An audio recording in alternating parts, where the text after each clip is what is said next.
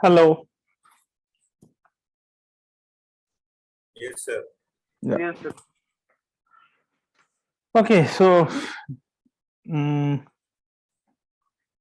you have any questions or something like that? I have we can go and start with the stuff that we are doing in the last class. So there will be an assignment that will be given on this set of this stuff that we have done till now, which basically involves these various recursive algorithms, dynamic programming, and including these graph algorithms like shortest path problems and all those things. And so this will be given maybe today or tomorrow it will be uploaded. And I think today will be the last class of this kind of this part of this algorithms course. In the next class on Monday, we will start with this the other stuff. Mainly we will go into a little bit of the modeling of problems using linear programming and modeling of problems using satisfiability problem, and then go into this NP completeness and all of those. So there is a thing of that I told you about algorithm for perceptron learning algorithm. So let's see. I mean, if I get some time, maybe I will do that. Yeah, I will think about it, or we can do it in a different class outside this classes. Sir, like in previous class, we did the single source shortest path, right? Yes. Where did we use the assumption that there is single source? We have not done any assumption. You can, I mean, you can of course use the single source on every possible source. Okay, so we started with something, right? If you remember, so maybe this is a good point. Let me just share my screen, and then I can go into this one. Okay, so the problem was finding the shortest path, right? And this is the Dijkstra's algorithm that we did, right? At any point of time, what was it? I had to say that, okay, these are the some set of points from which we know the exact shortest path. For example, at this point, say, I know the shortest path from G to E and G to C completely. And the rest of them we don't know. So see, I am already using the fact that we are all of these things that we are talking about is from a single source, namely G. Basically, the starting point was G, that I know the shortest path from G to G, and namely 0. So now you can of course run this Dijkstra's algorithm on every vertices, right? You can run the Dijkstra's algorithm starting from F. You can run the Dijkstra's algorithm starting from D, and so on, and you'll get a different things, right? So if you run a Dijkstra's algorithm starting from D, it will be the distance of the vertices of the B, C, and all of these things starting from D. Many of them might be reachable, might not be reachable, but among the vertices that are reachable, we will output the shortest path. So you can of course use Dijkstra's algorithm on every vertices to find out the shortest path between any pair of vertices. That is completely correct. But it is just, I mean, at least without doing any more non-trivial calculation, it seems that the algorithm is V, the time complexity will be V times the time complexity of Dijkstra's algorithm. Right? Hello, is this clear? Yes, sir. Yeah. Some other doubts, questions? So in the last class, you were mentioning that there is no negative cycle, right? Yes. So that constraint essentially implies that there cannot be any cycle which sum of edges would be negative. That is the case, I think, or is it that all the edges are negative? No. There it doesn't exist a cycle when the sum of the edge weights in that cycle is negative. Okay, sir. Okay. Okay, so basic thing is that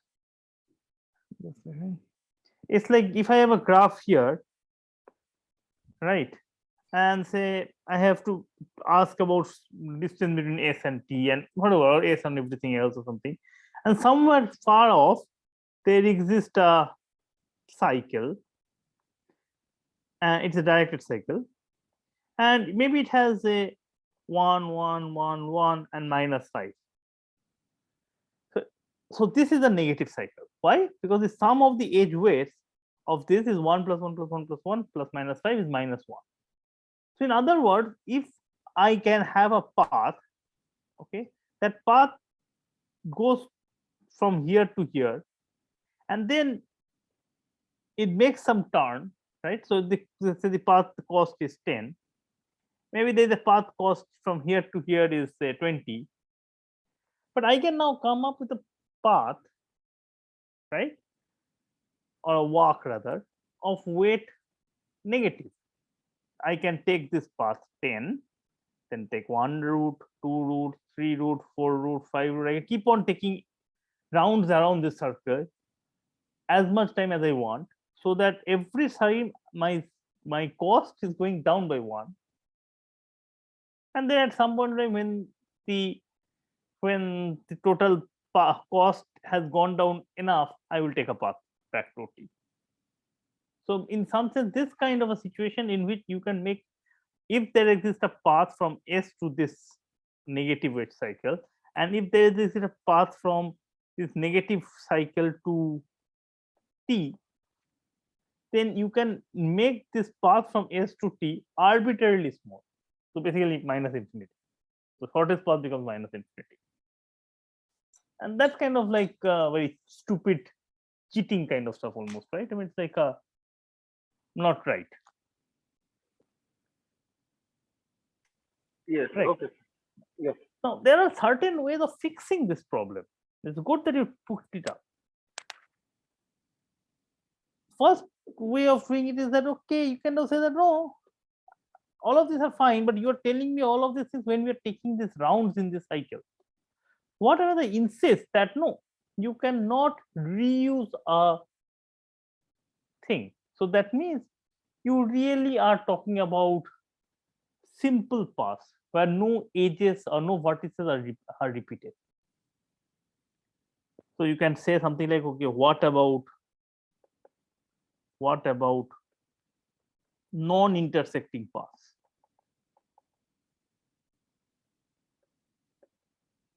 Now this makes sense, right? Because there are only a finite number of non-intersecting paths.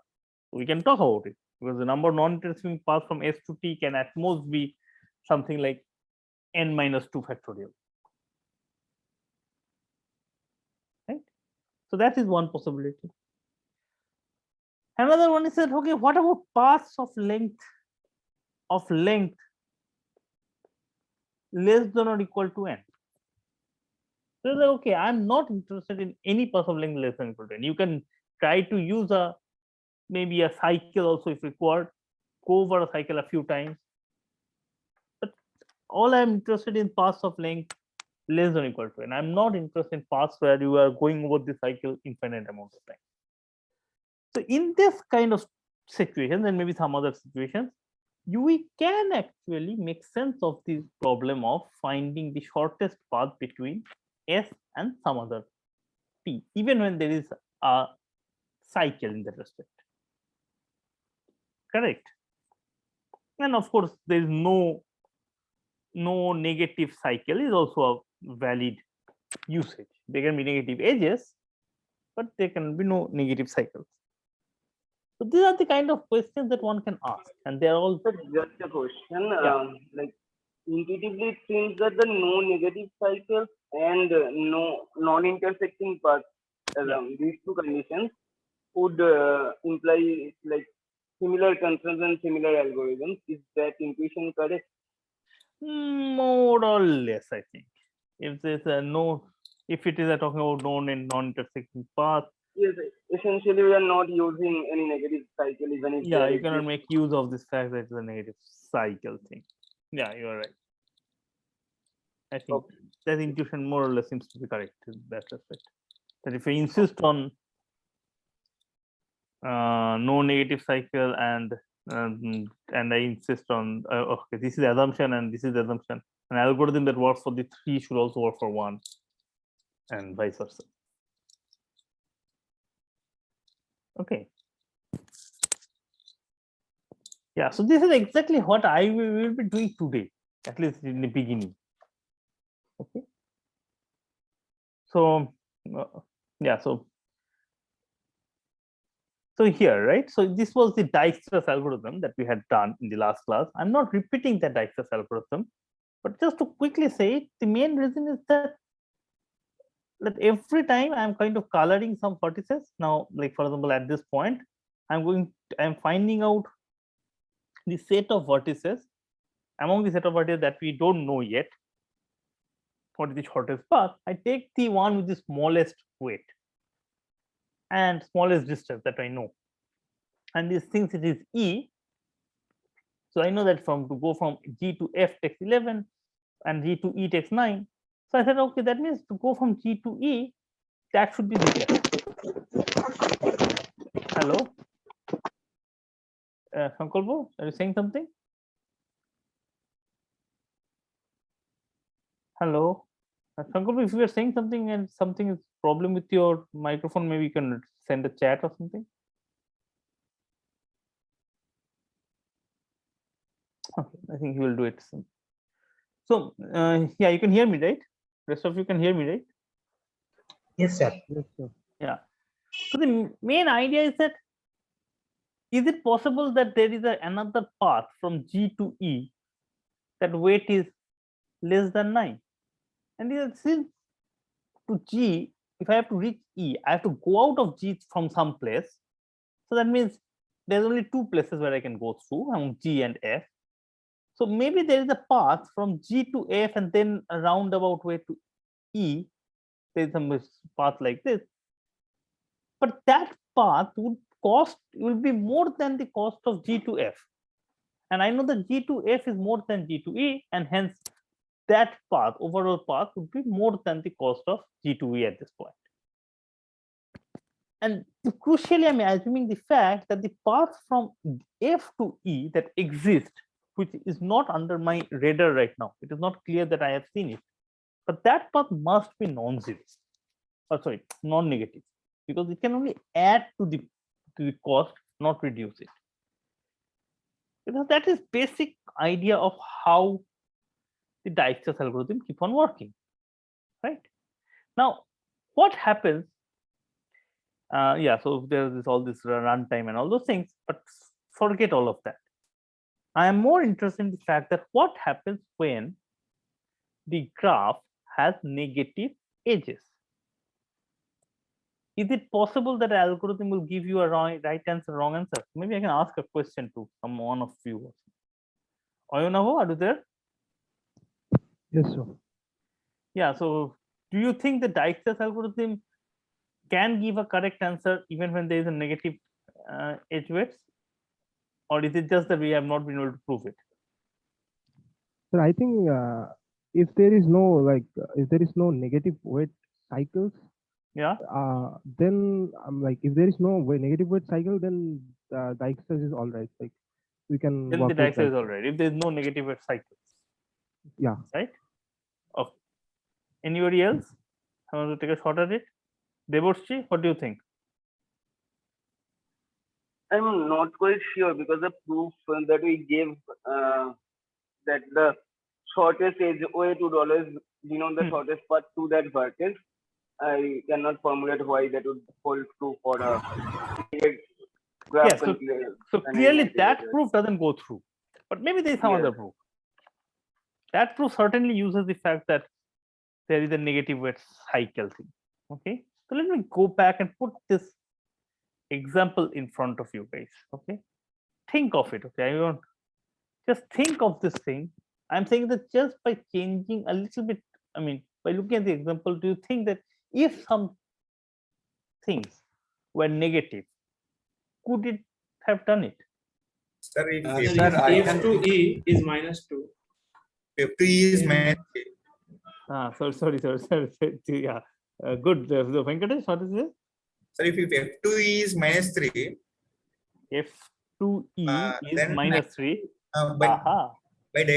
this algorithm, it computes G2E as 9 only. At first Right. starting only, it will take the Right. minimum, it will be 9.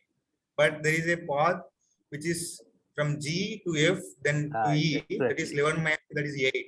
So that is minimum 9, right? So it will give wrong outputs if you take. Right, exactly. Okay. So, yeah. So maybe, I mean, so that is Sir? a very good. Yeah. Somebody else want to take a shot at it? Yes, yes. Yeah. Sir, if there is a negative weight, then it is kind of problem. But Yeah. Why? if Yeah. but if I change the weight 11, Hmm. which is if I change 11 to 4, Hmm. and F to E, if it is 2, then there may be a problem. Oh, hold on. What are you saying? I mean, now I'm back. Let me I- go back here. So you are saying that what are you changing it? The weight This 11, is instead of 11 it becomes 4. 4 and 8, and the weight 8 becomes 3 or 4. Okay. Then G2F4 and F2E4, Yeah. and which is less than G2E directly. 9. Yes, but in that case, how will the Dijkstra's algorithm go? Will the Dijkstra's algorithm, what will be next step of Dijkstra's algorithm? Okay, at that step, See, we in this have step, to look at the path F G2F and F2E. no, what would the Dijkstra's algorithm do? Tell me. At this time, if this instead of 11, it was 4. 4. Oh, then it is 4 is less than 9. Then I have to choose the path G2F. Exactly. Then you pick Okay. path G to F. Okay. Okay. I mean, this is not a proof that the algorithm is correct, but Mhm. we have given a proof that algorithm is correct. Okay. Okay. I mean, this algorithm, when the algorithm, I mean, if you have not seen it, maybe you should go back and try it out to prove at least that the Dijkstra's algorithm is certainly correct when all the edge weights are positive. Positive. Okay, so this is something that we have gone over it, at least intuitively and all. Formal proof also, if you want, you can try to prove it for yourself or look it up in some book. Either of them is fine. Okay. Okay. Intuitively, but I think we should be very clear here that if the edge weights are positive, then Dijkstra's algorithm gives you the correct answer. Okay. Sir, one Yeah. more. We did like F2 is we took -3, then we are getting the contradiction, right? For this, Yeah. like Yeah. algorithm.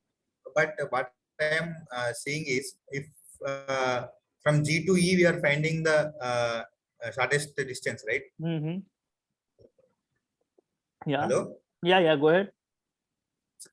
If the cycle containing E the cycle containing E doesn't have negative Yeah. negative what do you call negative weights, then we can say it is true. Assumption. I'm thinking in that way. No, there's no cycle as such. So, like, let's say if you just change this one, okay. Two paths. It will happen when Here, say for example, here I'm doing this one. It's minus. Okay, these two paths you mean, right?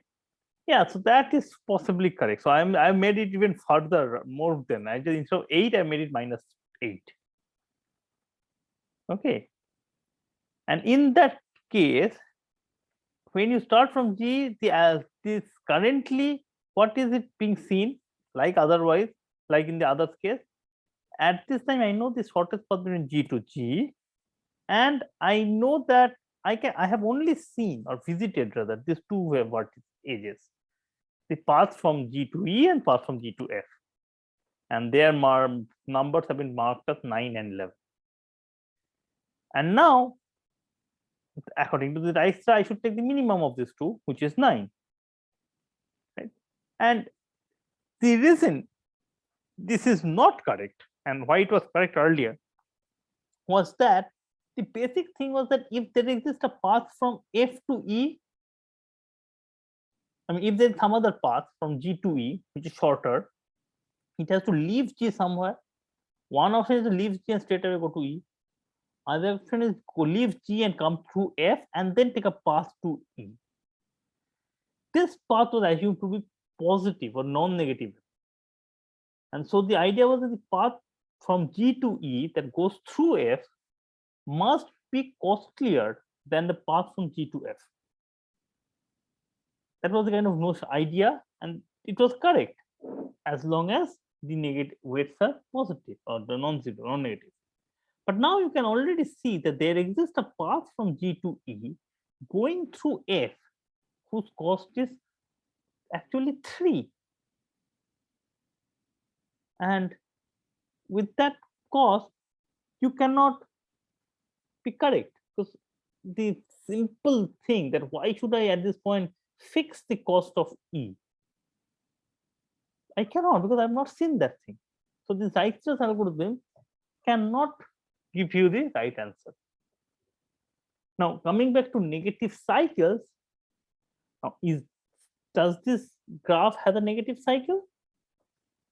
No, actually. So it is not a negative cycle. The single age being negative has already messed up the whole algorithm. Okay. So Ayanabo, But I couldn't comprehend the last argument here. That is this negative age argument. That is -8, 11, and 9. yes. So the shortest path, according to the weights, is going to be G, F, and E. Then Yes. why we are not choosing that? Yes, why?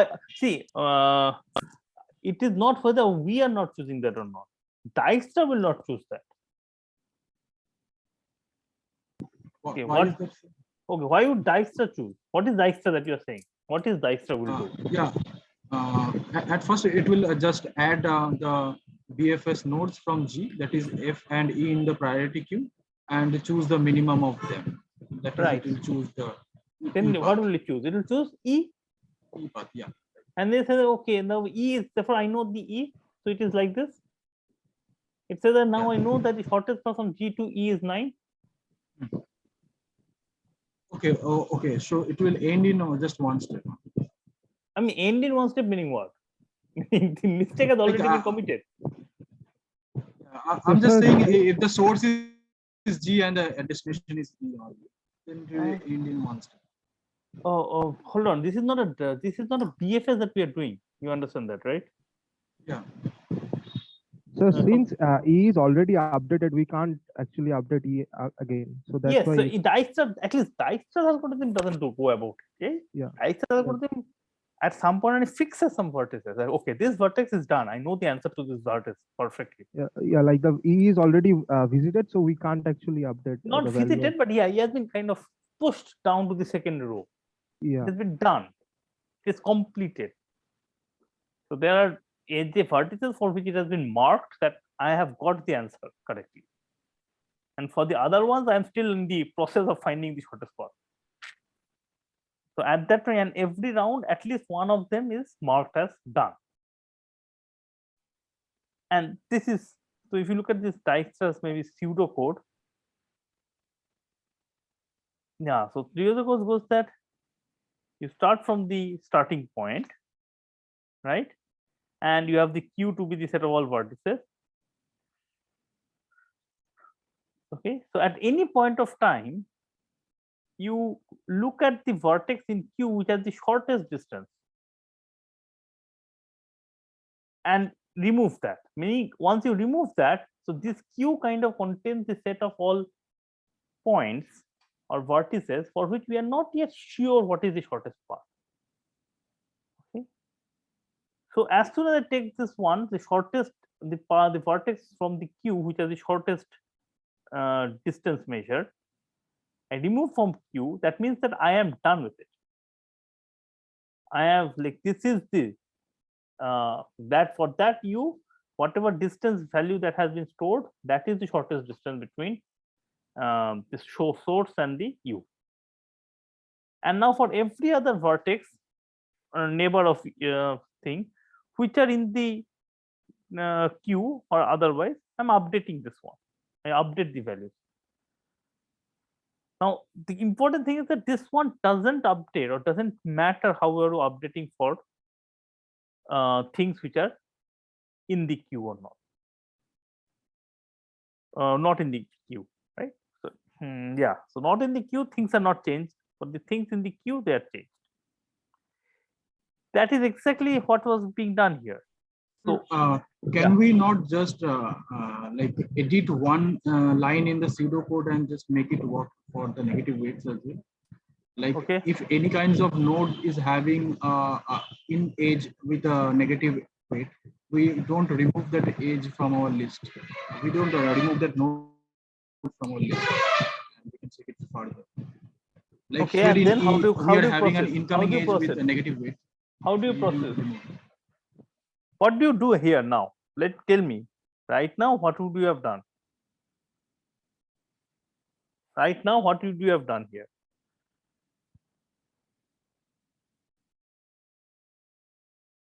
Could you have fixed anything?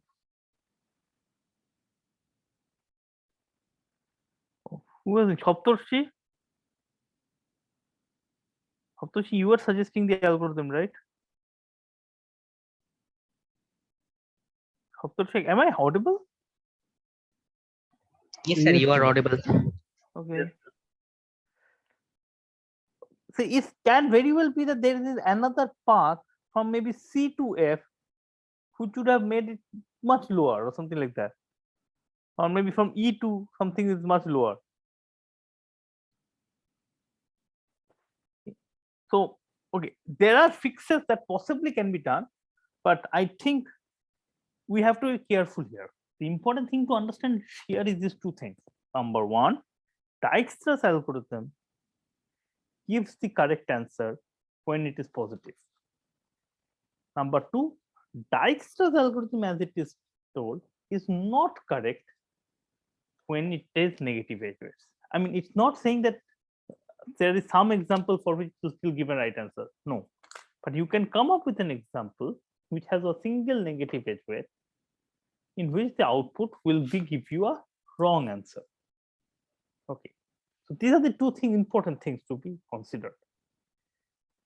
So of course we can design a number of other algorithms, and that's what we are going to do now. Okay, so let's see. Hello, sir, I had one question. Yes. Last class was when I think Akshay probably suggested that we can like add some constant value equal to the highest, like least negative word. Right. And that would fail because like essentially we are adding a constant term to every edge, and hence it will be depending on the length of the path as well, not the. Right. However, yeah.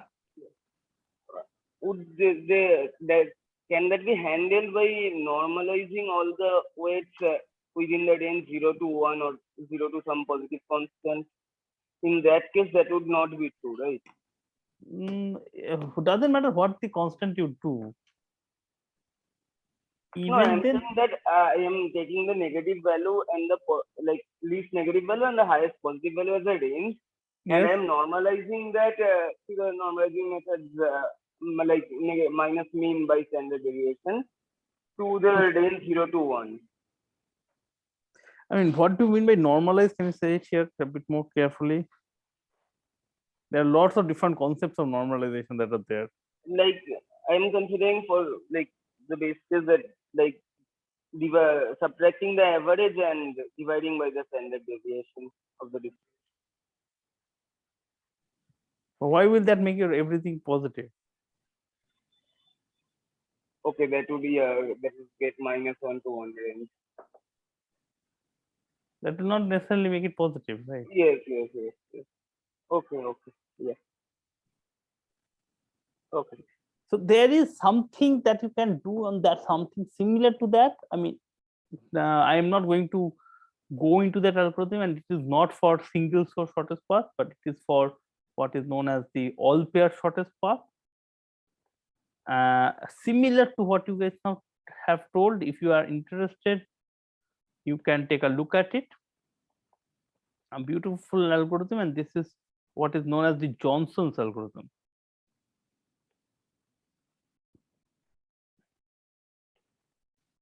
And it basically converts the problem of handling negative weights in all pair shortest path to handling only positive weights in and applying all pair shortest path. And by using something similar to what you guys are saying. So if we use in like other standardization methods, like suppose say subtracting the mean and then subtracting the difference between max and mean, dividing the difference between max and mean, that would give us a range between 0 to 1, but I'm not sure whether that would like result in no constant term being. Yeah, I think, see, if you multiply the weights by something, that is not going to be a problem at all. Okay, multiplying or dividing by some constant or some number, that is not a problem. But adding things with a constant is a problem, because exactly what you told that, Yes. because so here is the graph. Yeah, here is the graph. Here is the path. Here is another path. Here is another path. Right? Yes. Or maybe maybe forget this one path. So there are three paths here. Right? Yes. Now this one has length 10. This one has length say 15. This is length 20. Now, if you added a constant to every vertex, and length, I mean this is number of edges. This path has this many number of edges. This path has this number of edges, and this path has this number of edges. Right. So this is called P1, P2, P3. And the thing is that the weight of the path P1,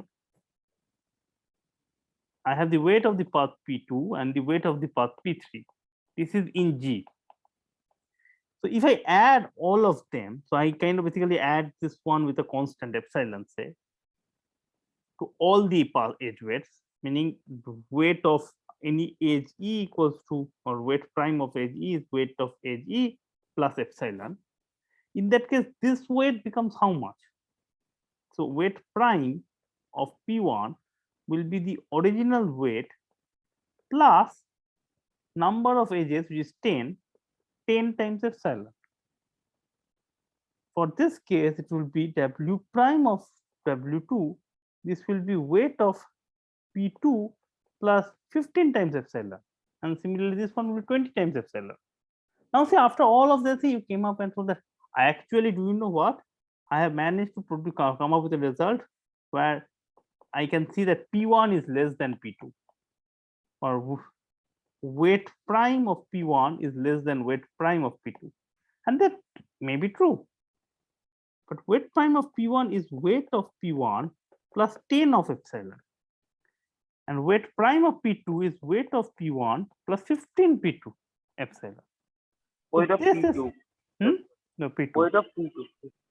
So you are claiming that this is less than this. But that does not mean that weight of P1 is less than weight of P2. That was the original thing that I wanted to ask, right? Yes, Because yes. there is a difference in these two things. So as soon as you are adding a constant to all the edge weights, same constant to all the edge weights, we are in a slippery slope.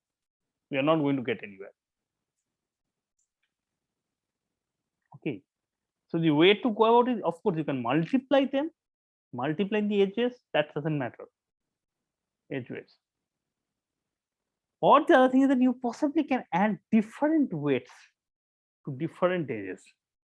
Now, how can you do that? I'm not going to tell you that. You go and try to think about it. And that is exactly what Johnson's algorithm does.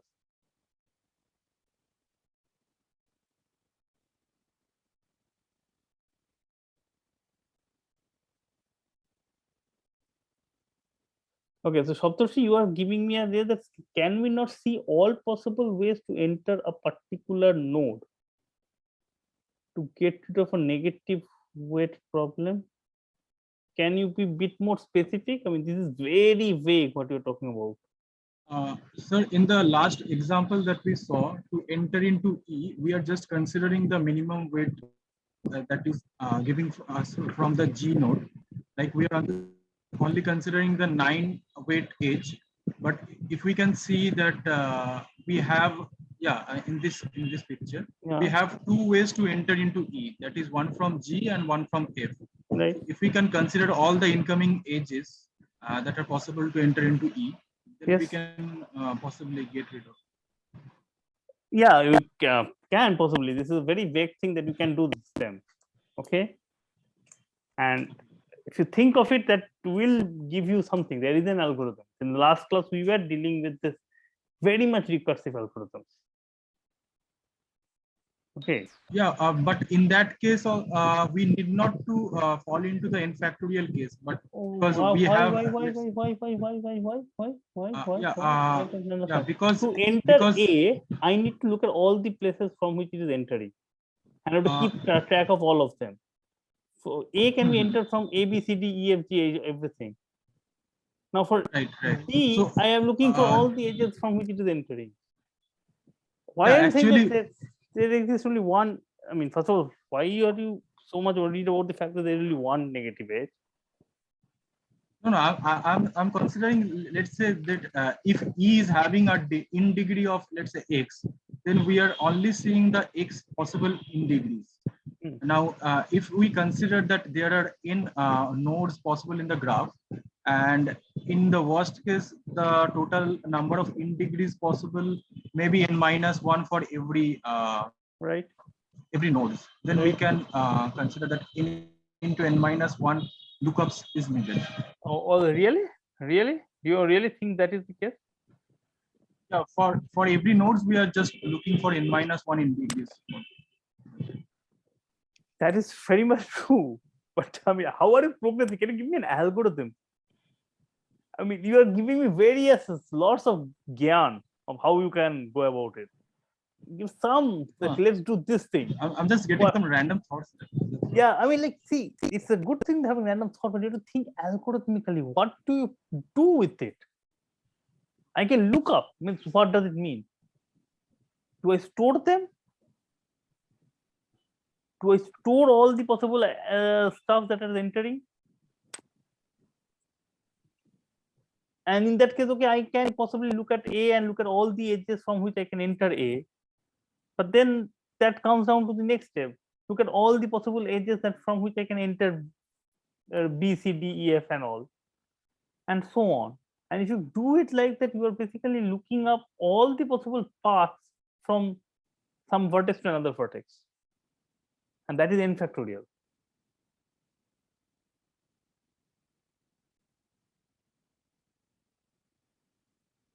Hello, Saptarshi? Yes, sir. Got it. Right? So there is this problem always. You are, if you try to be very greedy in the approach or too naive in the approach, your chance of I think all the time you're saying is that you are exhausting all the possible combinations. Why not we look at all possible combinations? That is not n minus 1 factorial, n minus 1 square. It is n minus 1 factorial kind of stuff like that. That is coming up. Okay. Now,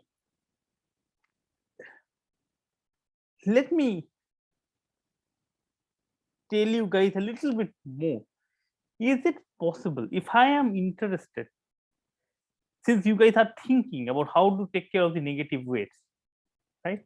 If I tell you that I am only interested in this definition, what is it called? Yeah, I am only interested in this definition, paths of length less than or equal to n. Can you solve this? Now I'm not telling you that there is a no negative cycle. How can you go about trying to solve this? How can you? So if I say that among the paths of length less than n, how can you solve it?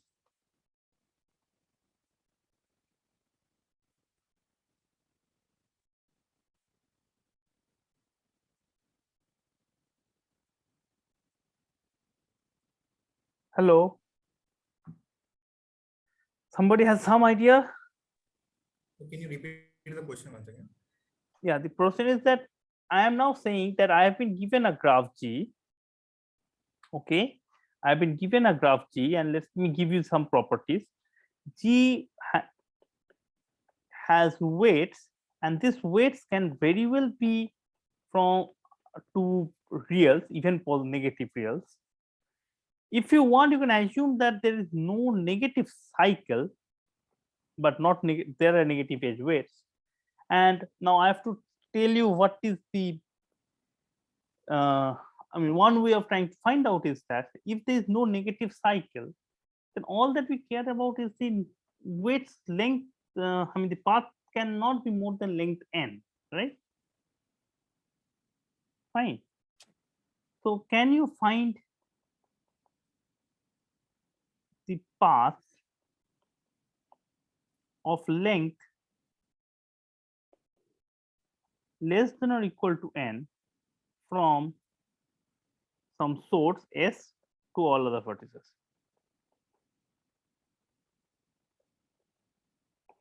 How will you go about it? We can use dynamic programming here, right? Okay, we can use a dynamic programming kind of concept here. That's very true. That is main idea. So why don't we just maybe give everybody a couple of minutes to think about it? And again, like I have been telling for the last many classes, it's recursive stuff. Okay, so think in this recursive way. Try to come up with a dynamic programming formulation kind of stuff. Trying to come up with a recursive formulation basically.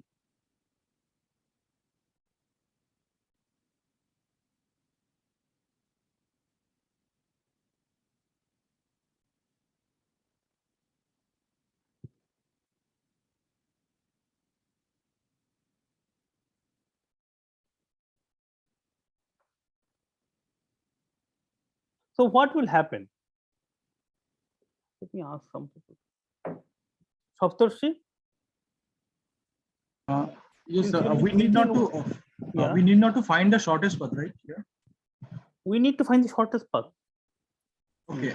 Then the possible way is we can define a recursion like recursion of some quantity where the quantity will be reduced when we are increasing by one path, and we will add one. Like our recursion can be defined as recursion of I equals to minimum of 1 plus recursion of n minus I, comma recursion of n minus I.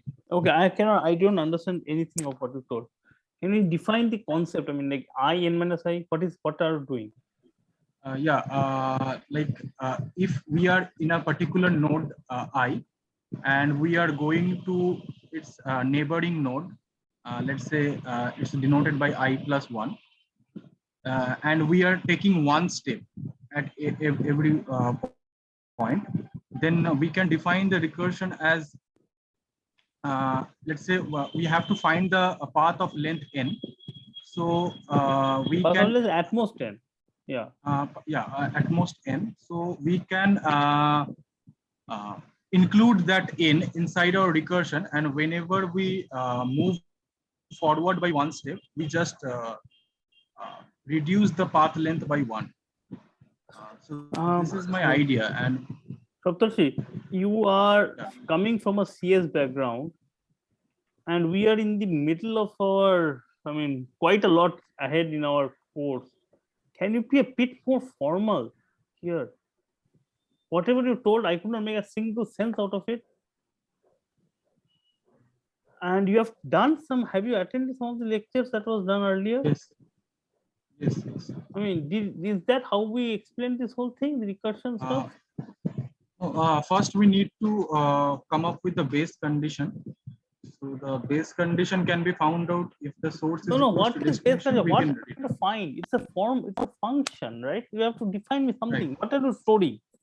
Let's start with that. What are you storing? I'll be storing the path length first. Path length between what? Path length between the source and the destination, from where, like from S. Okay. S to V. Okay, fine. And then Yeah. And we can define the base condition as if S equals to V. okay, a base condition, forget it. I'm not interested in base condition. What is the recurrence now? Also, What is the recurrence? okay. How do you So the find- recurrence is. So what I'm saying is that we have to find the minimum Yeah. or the shortest path. So we will define a minimum function over our recursion. So we can define it as, I think we need one more variable in our recursion, the n. Okay, Like n. It's Okay, d fine, of n. s comma v comma n. Okay, so let's do that one. D of S comma B comma N. Okay, and then this is And like if we are moving from S to some other vertices, and we S to will V. I'm talking about other parties and all. Yeah. I don't know. Now please be formal here. Okay. So we will reduce the path length by 1 at each step.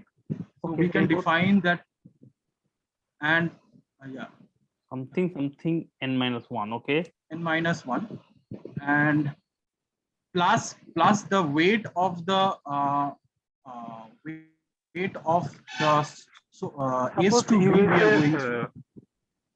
Suppose you use And the we actual weight neighbor of of S V, comma V. then U to V actually the way at the weight from U to V. Suppose U is the neighborhood of V.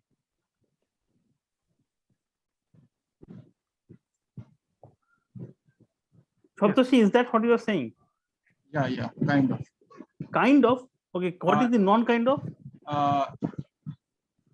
Actually, we cannot minimize over only one thing, so we need to define what is U. So What is U? U is nothing but what are the possible EFS or the possible neighbors from where we can go from S. Okay, so the neighbors where can go from S. Yeah.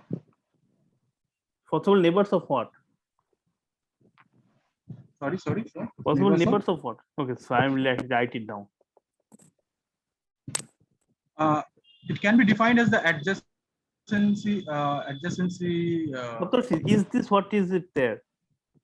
This is the U, which are all the U's from which there is an edge to V. Looking at the distance of S to from S to U and from U to V, and take this minimum over this stuff among all these S's. I'm pretty sure this is exactly what you are saying. But Saptashi, how much did you get in your midsem? Actually, I'm very curious now. I got 73. You got 73. That's quite a lot for what the situation in which you are now. Because see, you are unable to even say a formal statement here. I mean, this is I have been trying for I don't know how much classes have you attended, and possibly not much. But this is not at all useful at all. We have moved into various.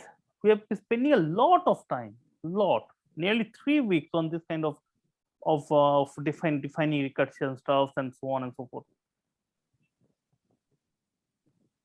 Sir, can you please rectify where I made a mistake? You have not made any mistake. Is that what you were saying in the beginning? Yeah. Do you really think this is what you are saying? Ask your friends. I was trying to build up I minus I minus 1. God knows what you are saying.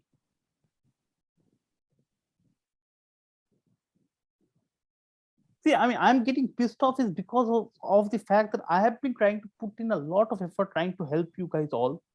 You guys are not attending the class. Neither you're listening to this video, nor you are trying to solve it yourselves. And the effect is horrible. I mean, I'm really getting really irritated.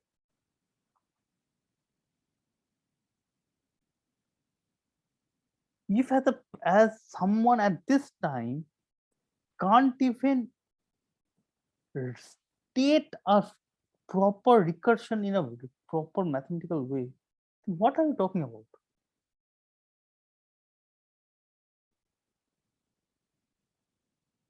And all I can say is that, I mean, you are going to face a lot of trouble when at the end same. I mean, writing garbage English will not work.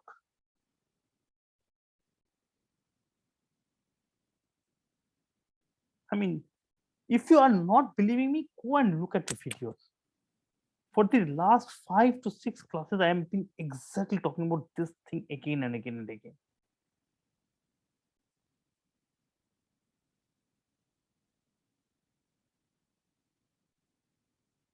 I mean, why am I teaching? If you are not interested, just I can stop the teaching, period.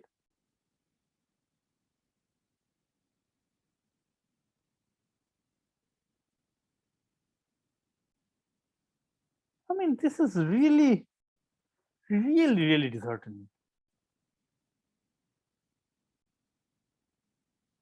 I could have just picked up a book and read it through.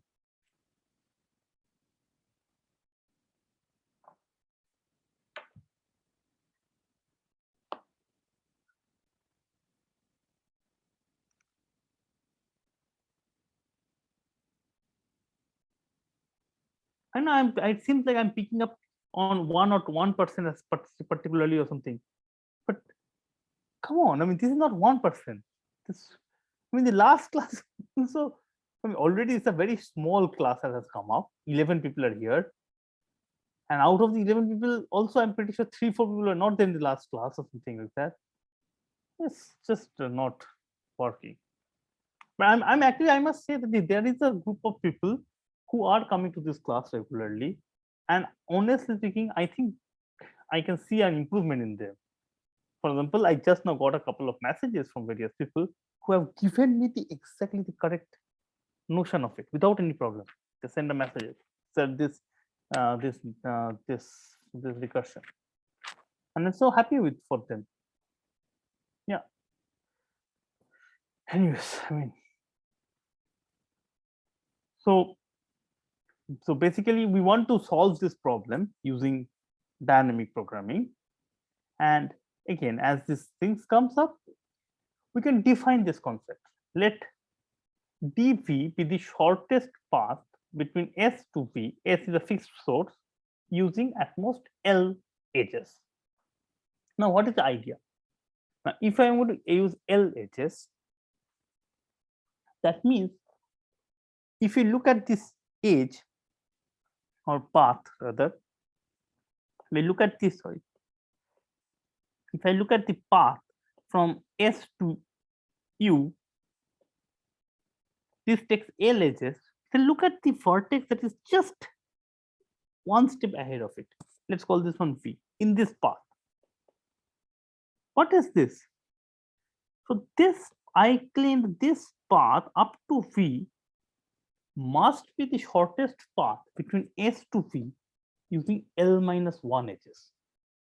Because if not, if there exists a path which uses L-1 edges and is shorter than this original path, then I would have used this one and obtained this path. A different path, right, has gone over the smaller path. So in other words, to obtain the smallest path from S to U that uses L edges, all I have to know is the shortest path from S to V using L-1 edges. And to know the shortest path between S to V using L-1 edges, what do I need to know?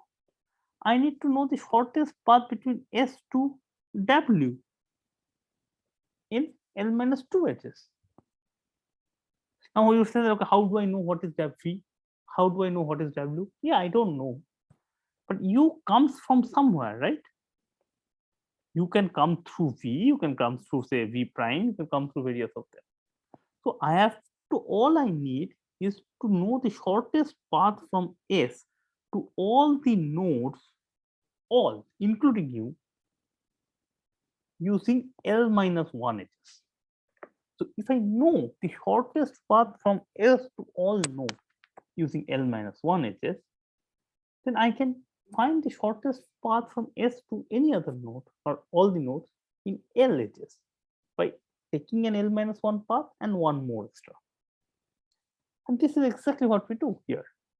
So d of LV be the length of the shortest path from S to V using at most L edges.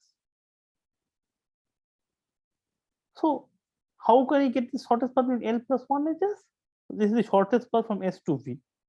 Okay, that means either you have just gone to V period using L edges, which is also less than L, or you could have taken the L edges or at most L edges and gone to U, and in that case gone from U to V using a particular edge. And so this is it, minimum over all the possible U. Now, if you want to do it minimum over all the possible U, that's fine, but if U is not an in neighbor of V, there's no edge from U to V, then of course this will be infinity and then we are done, then nothing can be done, right? So we can, I mean, this is a valid way of saying it, that how we can do it. Now, what is the runtime of this algorithm? Now, of course, the runtime of the algorithm, if you think of it as a recursion, it will again be exponential. But the fact is that all you need to know is that as you change L, okay, so you can think of that L is going downwards, okay, time is going, so L equals 1, L equals to 2, L equals to 3, and so on. And then this is the number of edges, right? So to start with, what do we know from G? Do I know anything? How many paths we can go into L equals to, say, 0 edges or 1 edge? What can we know? Do we know what is the shortest path between G to A using 1 edge? Do we know that?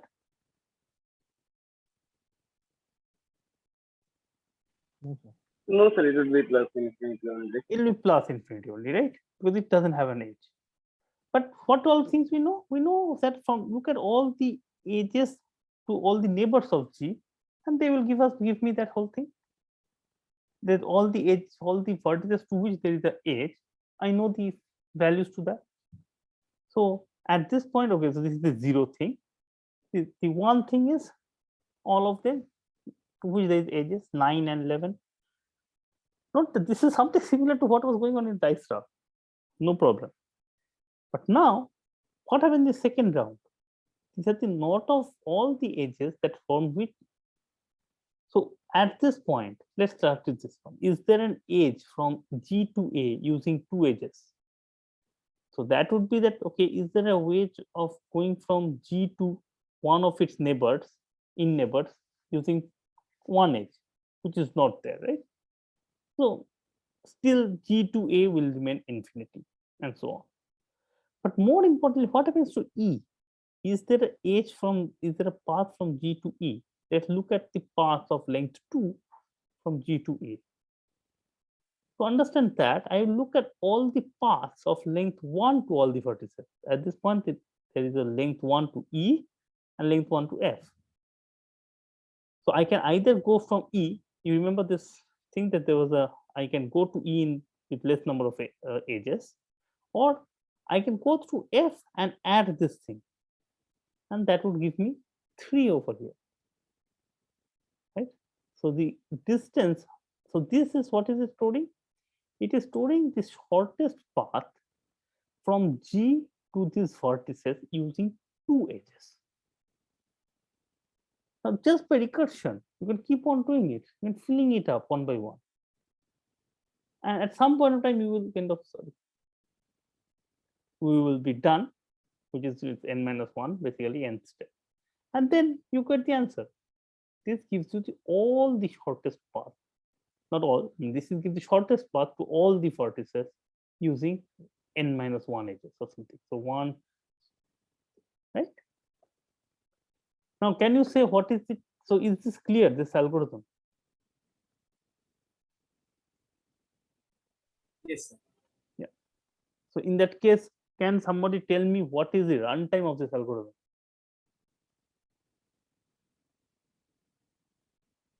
It's n squared, right? It is n Basically, square. Think. Is it n square really? Why is it n square? okay. Oh, so I See, was you are right. You are considering the dynamic update steps to be constant time, but there is a maximum calculation there, so that can take order in time. exactly. So it would be n cubed essentially. Very correct. So we have to fill up this matrix. The matrix size is n square. But for any step here, I have to solve that recurrence, the maximum over, or sorry, minimum over all the previous ones, right? Yes. And that is can be in the worst case n, at least to start with, right? So for any step, we might have to spend n steps to any point. So total number of time that is taken is therefore n cube. Maybe you can do a bit more better calculation by maybe proving it to n times e or something, or v times e and all. But think about it; it's possible. And I'm not going to give you the formal proof of it. The formal proof of it is again something that should be kind of clear by now. What is going on over here and why is it correct? And this is what is known as the Bellman-Ford algorithm. An algorithm that, so it takes order v cube steps, and while the Dijkstra's algorithm was of course better, could do it in order v square step, the Bellman-Ford algorithm takes v cube steps, but it can handle negative edges also. In fact, if you think of it very carefully, the algorithm that I presented doesn't need to even assume that it doesn't have negative cycles. All it says that it will find the shortest path between the starting vertex and any other vertex of length at most n. Okay, it just manages to find that.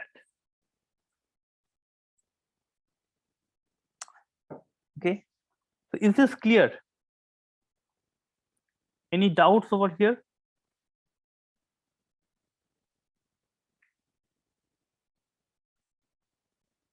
Okay, so if there is no doubt, yeah. So can you clarify why it still handles the negative cycles? Because when negative cycles are there, it will run more times, right?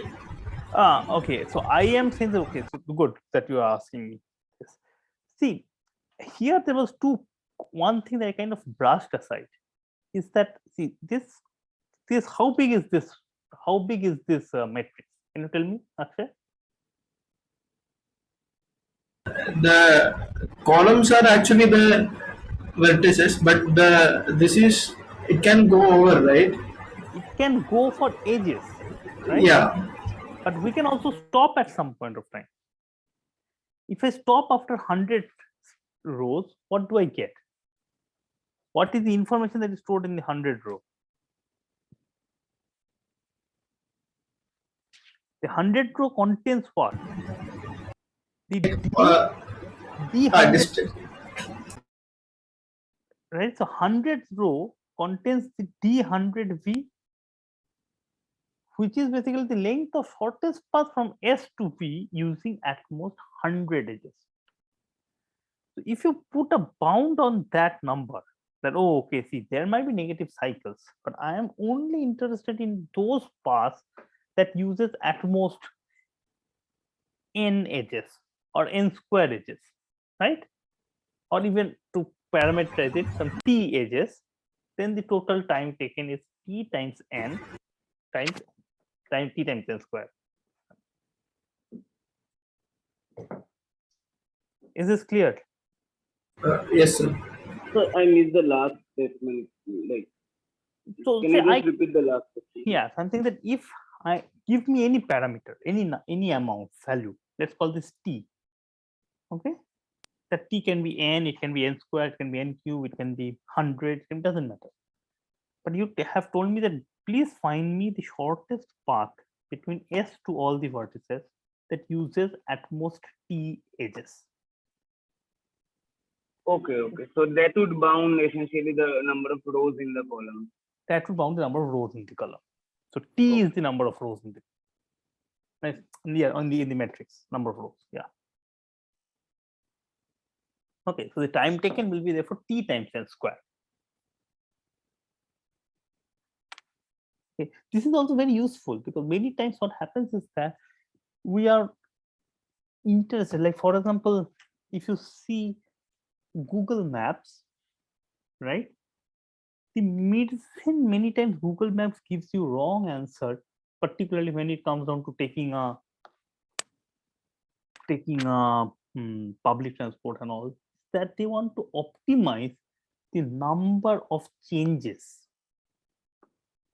If they want to say, oh, what is the easiest way of going from, or quickest way from going from, say, ISI to Howrah station with less than 2 transfers or 2 change of modes.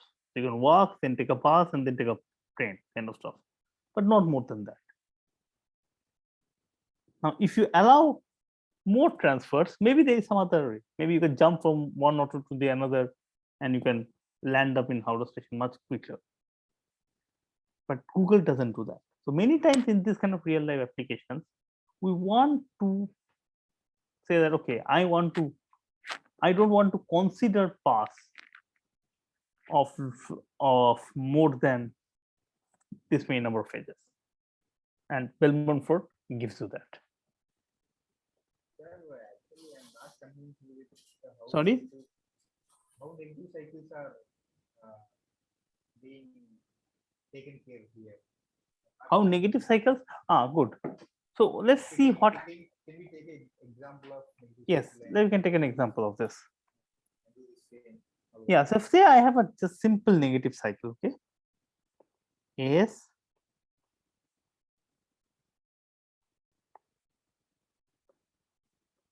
The 1, 1, minus 3, U and V. Now I want to know what is the shortest path between S to V. What is the distance between S to V? How will you do it? Right? Now what we'll do is that I will not calculate this. I will calculate that SLV, right? This is the shortest path from S to V using L edges. So say the L can be equal to, let's take the example when L is equal to, say, maybe 6. Okay. So at most L edges is less than or equal to L edges. So what would be the answer be? What do you think, Venkatesh?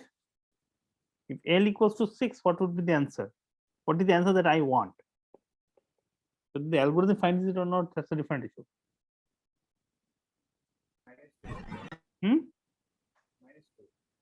Minus 2? No, it will be more less than that. So it will take a path around here. That would be minus 1. Then take one edge. So minus 1 plus 1 is minus 0. And then take another path here. So it will be minus 3. That would take me 1, 2, 3, 4, 5. 5 edges only you can get minus 5. Do you see this?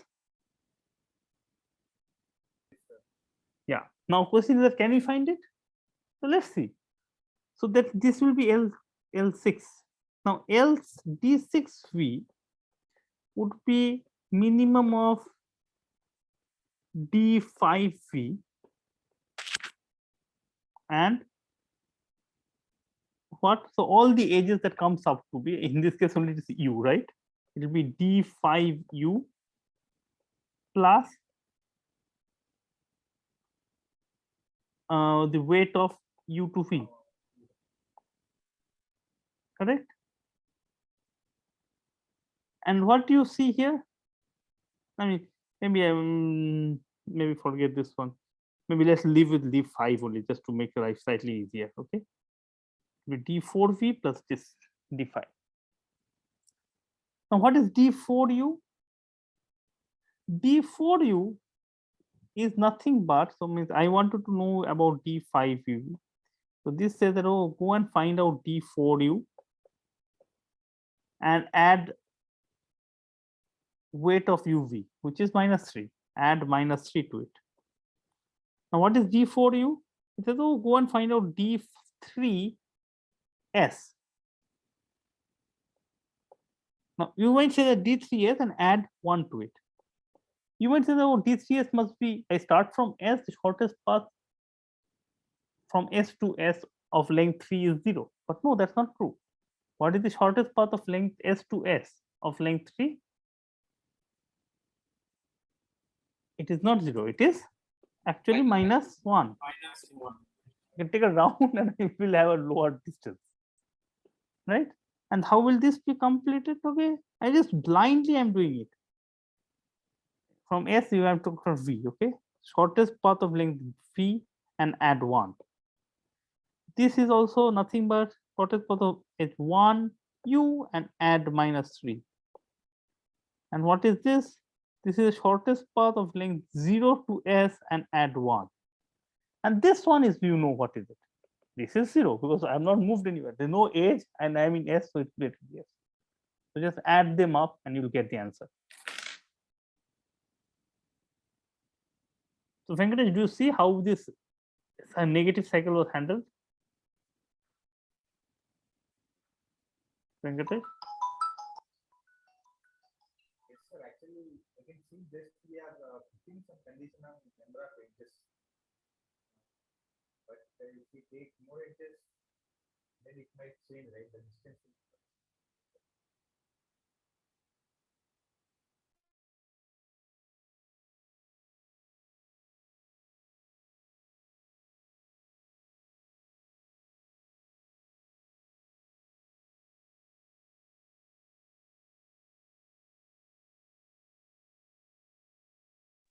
Yeah, sorry, Venkatesh. Yeah, tell me.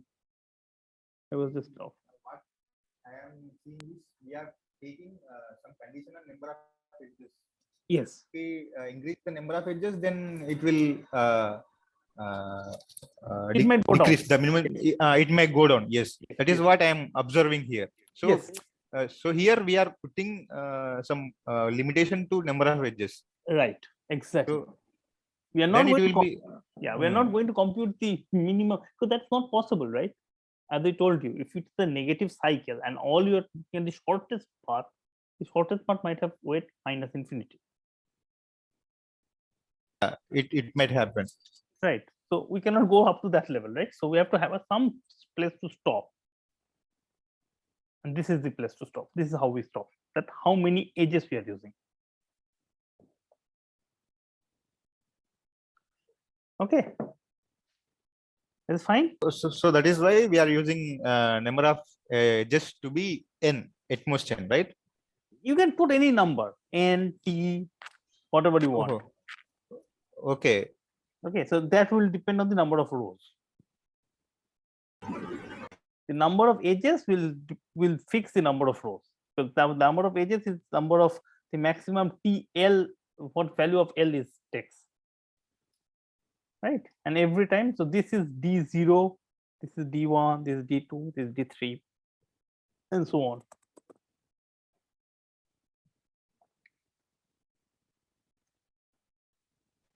Sir, hello, Yeah. sir. Yeah.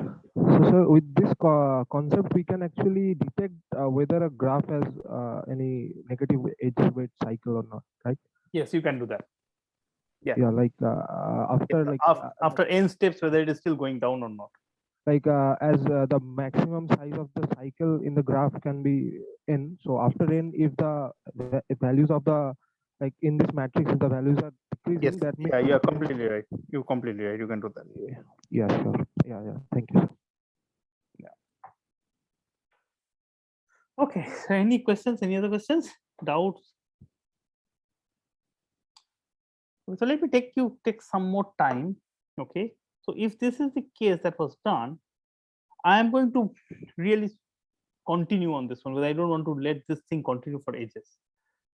So this is something that we started the discussion, that why can't we use Dijkstra to solve all pair shortest path. What is all pair shortest path?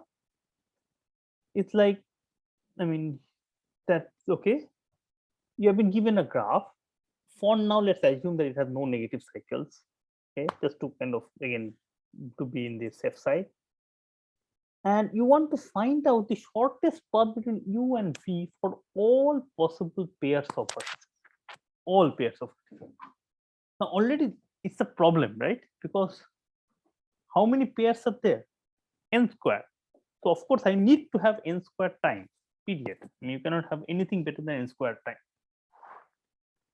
But can we do better? What do you guys think?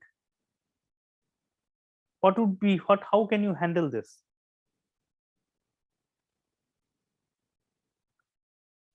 Hello? Some idea? Hello, sir.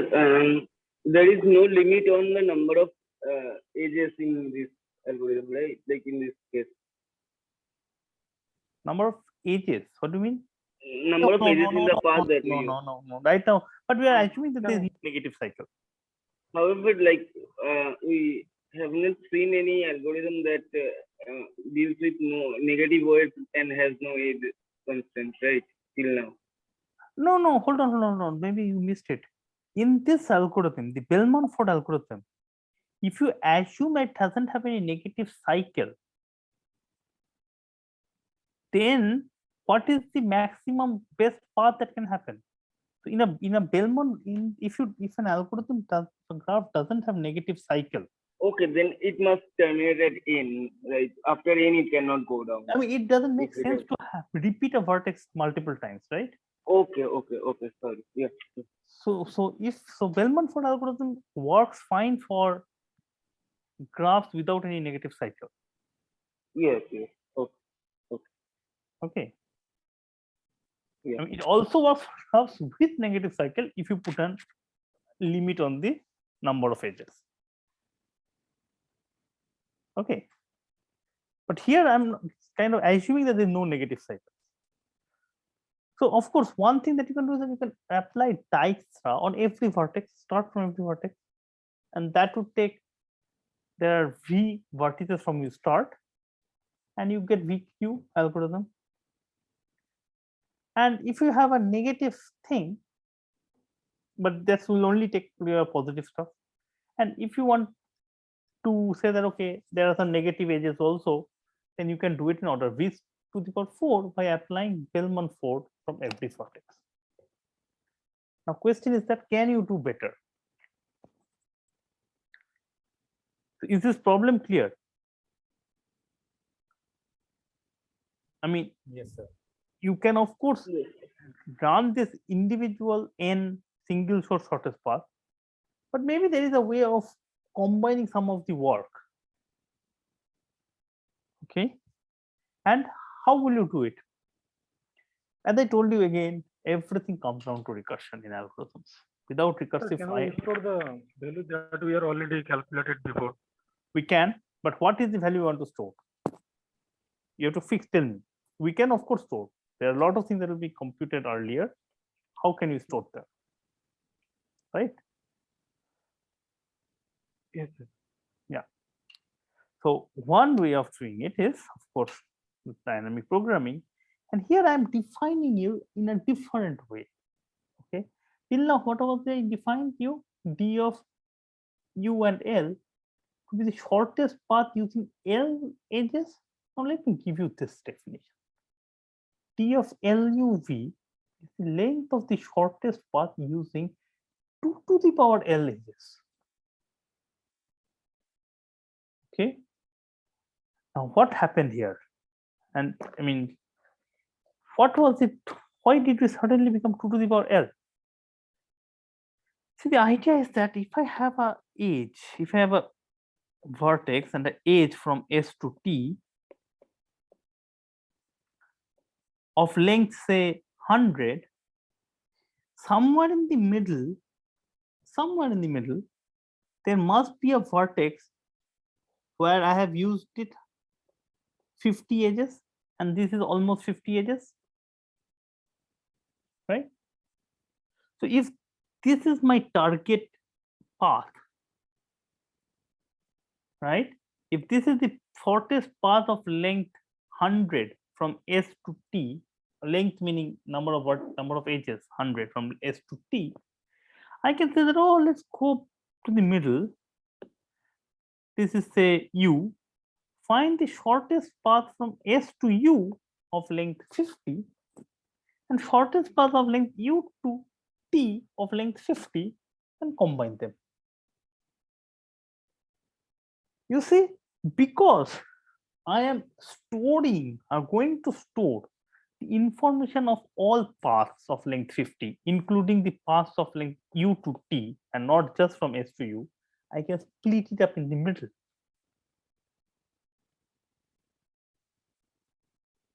Okay, this is almost same as what was done in the case of Bellman-Ford, but in Bellman-Ford, this U was not at the level of 50.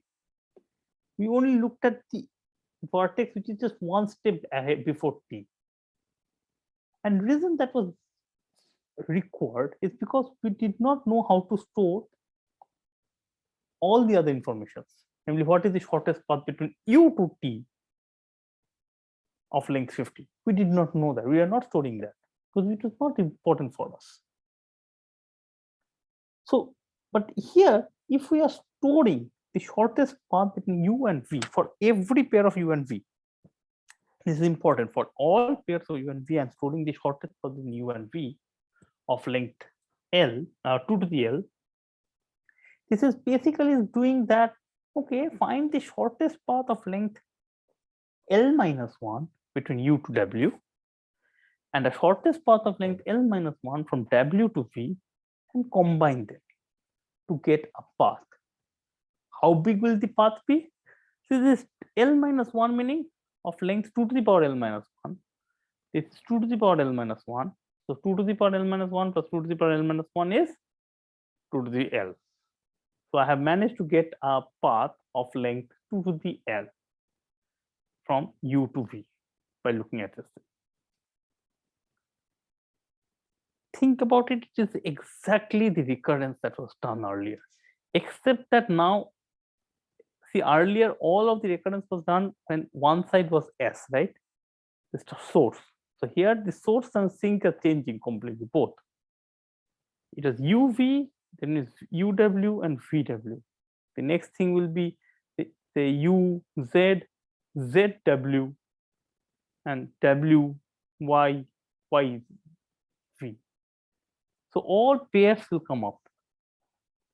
So if we are able to store all the pairs and for all the L, then we are done. So what do? You store this one for all the pairs between. So I am storing now a matrix. Now this is a kind of a 3-dimensional matrix you can think of. Okay, so this matrix contains all the pairs.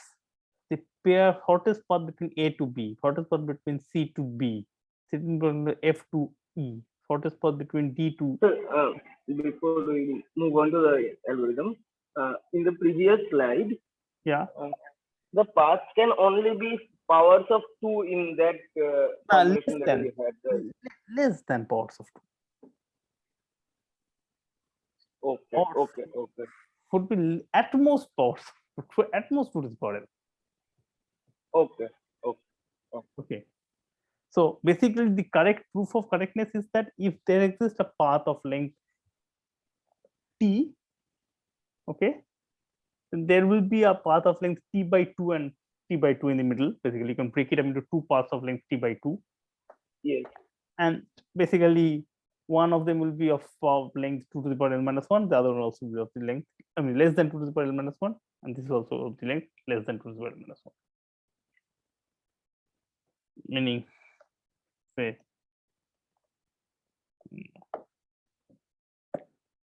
yeah, so if there is a path, if there is a path of length T, which is say between 2 to the power L minus 1 and 2 to the power L,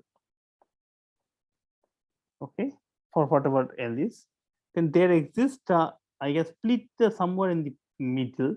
So this is ST somewhere in the middle, such that this path is of length T1, this is of path length T2, and T1 will be then in 2 to the power L minus 2 comma 2 to the power L minus 1, and T2 will be in 2 to the power L minus 2 and 2 to the power L minus 1 basically. So which means that this answer, if I know this answer, if I know all the paths of length, okay, or maybe we don't even need that kind of a L. Okay, let me just define it a bit more simply. Okay, if T is less than 2 to the power L, then there is this path, sorry, or I can split up into two parts such that T1 is less than 2 to the power L minus 1 and T2 is less than 2 to the power L minus 1. That's all that matters. Okay. Okay. Yeah. So how do we solve this algorithm? So we are maintaining this matrix. So earlier in some sense you can think of in the case of this Bellman-Ford. Oh, this is not the one. In Bellman-Ford, there was, I mean, like in some sense, as time was moving or as the length was increasing, I was putting one by one row. But now, every time I will not put one row, I will put a whole matrix, a binary matrix. So n square bit matrix. And how do I start it? So when I'm talking about D0, these are all the pairs of paths of length 2 to the power 0 means 1. So all the edges are here, right? So this says that there is a path from A to B of length minus 7. There's a path of C to, not path, it's the edge of C to B of length 8 and so on. And all the empty spaces are, you can think of as infinity. Now, what do I want from here? I want to use this and talk about D1, which is all the paths of length 2 to the power 1 is 2 from various things. For example, here, can I find out what is the path of length? What is the D to B? So D to B right now says that there is a path of length 9. But I can also use in this thing D to A, which is 5, and A to B, which is minus 7, add them up and I get minus 2.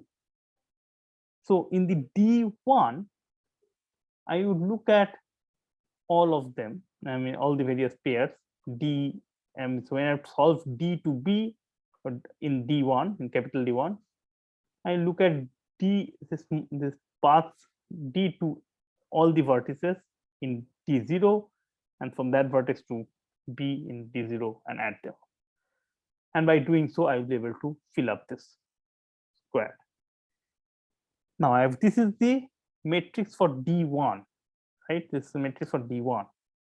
I can talk about D2 now, D3, D4, and I do it. How long should I continue? Of course, at most n steps, right? Because after 2 to the power n, so after, sorry, of log n steps. So after, at when I'm talking about d of log n, I'm looking at all the paths of length 2 to the power log n, which is n. And since I know that the graph doesn't have a negative cycle, then all the paths are of length less than n, right? And because of which, so this is what is called as the repeated squaring technique. Basically, this algorithm is trivial, and you do it only up to log of v amount of time. And if you see this whole algorithm, I mean, I'm not going to go into the correctness of the algorithm again. I've kind of discussed it in high level. The runtime is how much is runtime? Yeah. So there are v squared squares every time I want to solve up. How many such squares are there?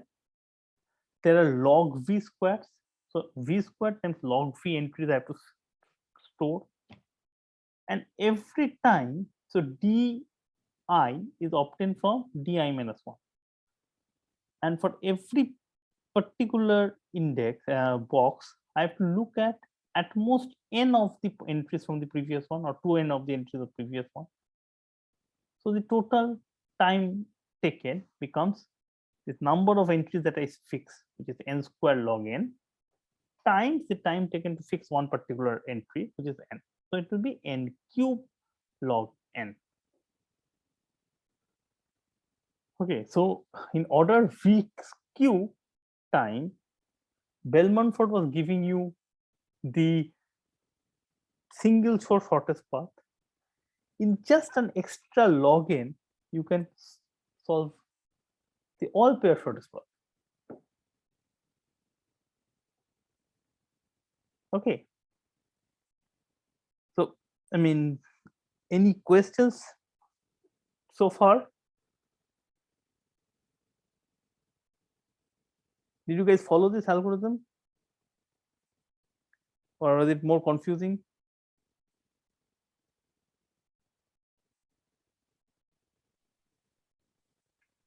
Yeah. It's still not totally clear. I think I have to read it in my own time again. We are updating. Basically, Right, sir. At every step, we are updating the distances, right? Every time I'm updating this whole matrix, Yeah. the whole matrix is getting updated all over again.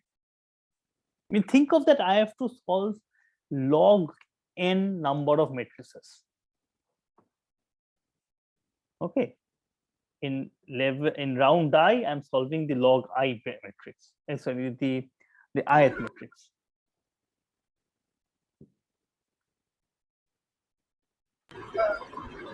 So here the shortest path should have length. So I am a bit confused about we are having the middle point, right? Yeah. Because what if the length is an odd number? Yes. See, Yeah. what I told you, okay, is this statement. Okay, this is the statement. Okay, if the shortest path is of length t, which is less than 2 to the power l, then there exists a middle point u such that t1 is less than 2 to the power l minus 1 and t2 is less than 2 to the power l minus 1. And this is true irrespective of whether this t is odd or even.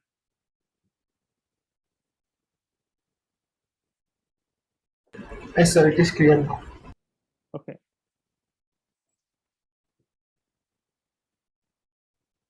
Okay, I think you guys should need to, of course, go and look at it in your own time. It is not just one. Yeah, go ahead. Sorry, just one question. That in this case, the storage time is essentially we are having to store all the previous matrices as well, right? I mean, you don't need to store all the Or matrices. just the previous one should. The previous ones, yeah, you can reuse the space. So you need. Yeah. So basically, two matrices we are storing simultaneously. Yes. At any point of time, you have to just store two matrices. Okay. Yes, the storage time, you don't have to store all of them. Okay, so yeah, I will of course upload these slides and all, and please go and look at it. Okay, so we have seen Dijkstra's algorithm, and using Dijkstra's algorithm, if you do this basic stuff, you get order V cube algorithm for all pair shortest path. Using Bell-Munford, you can get order V to the power 4. But using this repeated squaring, you can get to the V cube log V. Now, I can tell you that you can do even better than that. You can remove this log V. And I am not going to do it. It is there in the slides. For people who are interested can take a look at it. And all I can say is that it is all in the definition. So if you define the shortest path, these things that to store, the sub problems in this way, d of L u v, where if you take the vertices and put a sorting of the vertices v1 to vn, d of L u v is the length of the shortest path from u to v such that the intermediate vertices, not the u and v, but all the intermediate vertices comes only from the first L vertices, v1 to vl. Now, I'm not going to go any further than that, but if I give you this definition, you possibly can think about what the recursion is. Okay, how can you get d of L plus 1 uv from d of L uv? This d of L, various things, various all pairs. Okay.